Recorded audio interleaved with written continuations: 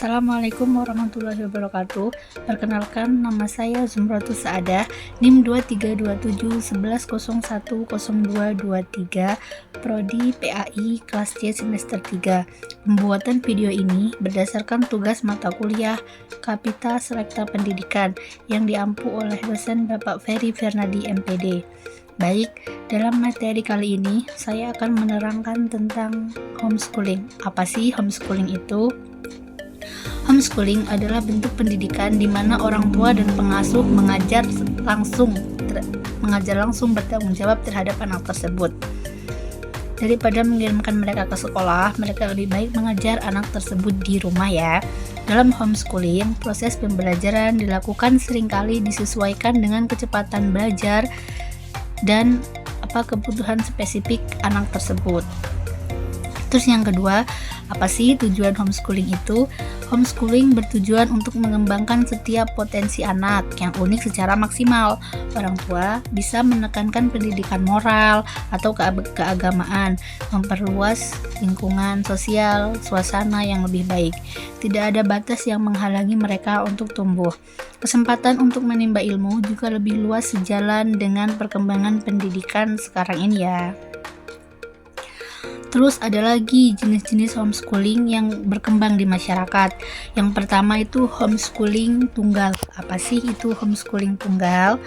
Homeschooling tunggal itu biasanya dilakukan oleh pengajar satu saja dari keluarganya, bukan 2 atau 3 ya. Tempat waktu bisa disesuaikan sesuai dengan keinginan si pengajar dan yang diajar. Kelemahan dari homeschooling tunggal ini, dia tidak ada partner atau seseorang atau teman untuk bisa mendukung atau berbagi membandingkan keberhasilan dalam proses belajar mengajar. Yang kedua itu ada homeschooling majmu'. Homeschooling majmu' itu pengajarannya dilakukan oleh 2 orang atau lebih. Dilaksanakan oleh 2 orang atau lebih untuk kegiatan tertentu, sementara kegiatan pokok tetap dilaksanakan orang tua dalam proses pembelajaran. Yang ketiga, komunitas homeschooling. Apa sih komunitas homeschooling itu? Gabungan beberapa homeschooling majmuk yang menyusun dan menentukan silabus atau bahan ajar, kegiatan pokok seperti bermain musik, olahraga, dan seni dan lain-lain, sarana, prasarana, dan jadwal pembelajaran. Hal yang khas dari komunitas ini adalah ruang gerak sosialisasi peserta didik yang lebih luas, tetapi dapat dikendalikan. Biasanya tipe ini digunakan untuk anak di bawah 10 tahun ya. Terus ada lagi keunggulan homeschooling. Apa aja sih?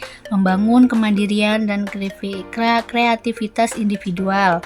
Yang kedua, memberi peluang untuk mencapai kompetensi individual semaksimal mungkin. Yang ketiga, bisa memberi perlindungan pada anak dari bentuk dampak negatif karena salah pergaulan. Terus bisa mengondisikan peserta didik karena bergaul dengan orang dewasa sebagai panutan. Anak didik lebih siap menghadapi problematika kehidupan, membuat ruang yang luas untuk melakukan kegiatan keagamaan dan olahraga, membantu anak lebih berkembang, memahami diri sendiri untuk menjalani perannya dalam dunia nyata, bebas berpendapat, menolak atau menyepakati nilai-nilai tertentu. Dan ada lagi keunggulannya itu seperti mengondisikan anak-anak dengan secara kondisi lingkungan sosial. Baik, selanjutnya itu setelah tadi ada kelebihannya, sekarang kelemahannya ya. Kelemahan homeschooling itu sendiri kurang berinteraksi dengan teman. Karena kalau dia di rumah kan tidak ada teman ya yang sebaya, jadi dia jarang berinteraksi. Terus memberikan pengalaman berharga untuk hidup di masyarakat. Sekolah adalah tempat belajar yang khas untuk melatih anak untuk bersaing, mencapai keberhasilan setinggi-tingginya, dapat mengisolasi peserta didik dari kenyataan yang kurang menyenangkan, hingga nanti dapat berpengaruh pada perkembangan individu. Kemungkinan ia akan kurang siap untuk menghadapi berbagai kesalahan atau ketidakpastian. Apa sih perbedaan homeschooling dengan sekolah umum? Kalau homeschooling itu tanggung jawabnya langsung dari orang tuanya. Kalau di sekolah itu tanggung jawabnya diberikan kepada guru atau serahkan kepada pengelola sekolah. Terus kalau di homeschooling itu sistem belajarnya disesuaikan oleh kebutuhan anak dan kondisi keluarga. Kalau di sekolah, jadwal ajarnya itu disesuaikan secara umum, jadi tidak bisa menawar ya. Terus kalau di homeschooling itu sendiri, jadwal belajarnya tergantung kesepakatan anak dan keluarga. Kalau di sekolah, kesepakatan belajar mereka ditentukan secara umum untuk semua siswa. Kalau di homeschooling lagi, kurikulum dan materi ajar itu ditentukan oleh orang tua. Sedangkan di sekolah, pengelolaan di sekolah pusat seperti peraturan, penentuan kurikulum dan materi ajar.